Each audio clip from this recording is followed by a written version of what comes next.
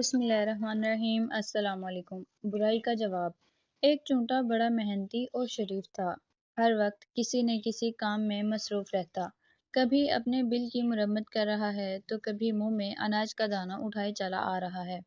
کاہلی کو گناہ سمجھتا اور ہر کام بڑی محبت سے کرتا تھا۔ وہ وقت کی بھی بڑی قدر کرتا تھا۔ کسی کام سے باہر نکلتا تو کسی سے بے مقصد بات نہ کرتا۔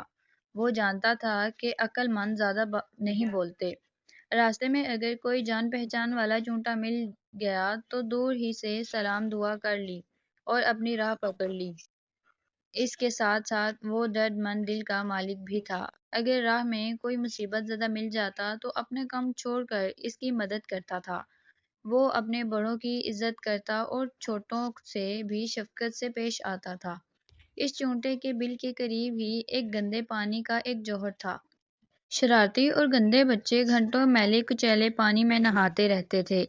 گندے پانی میں بہت سے جراثیم ہوتے ہیں جو ان کی کھال میں چپک کر پھوڑے پھنسیاں پیدا کر دیتے ہیں۔ ان بچوں کے علاوہ بہت سی بھینسیں بھی سارا دن پانی میں بیٹھی رہتی تھیں۔ چونٹا بڑا پریشان تھا۔ بھینسیں سارا دن پھرتی رہتی تھیں۔ چونٹے کو خطرہ تھا کہ کہیں وہ یا اس کا کوئی بچہ بھینسوں کے پاؤں تلے نہ کچلا جائے۔ اب وہ زیادہ تر گھر میں ہی رہتا تھا۔ اگر کبھی کسی ضروری کام سے باہر جاتا بھی تھا تو اپنے بیوی بچوں کو سختی سے کہہ کر جاتا تھا کہ وہ باہر نہ نکلیں۔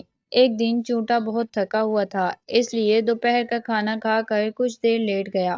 بیچارے کو سوئے ہوئے زیادہ دیر نہیں ہوئی تھی کہ اچانک کسی نے اسے جھنجھوڑ دیا۔ وہ اچانک چونک کر اٹھا تو دیکھا کہ اس کی بیوی چونٹی کھڑی ہے۔ آگے کی کہانی جاننے کے لیے میرا چینل سبسکرائب کریں۔ ویڈیو پسند آئی ہو تو لائک شیئر کرنا مت بھولیں۔ Thanks for watching. اللہ حافظ۔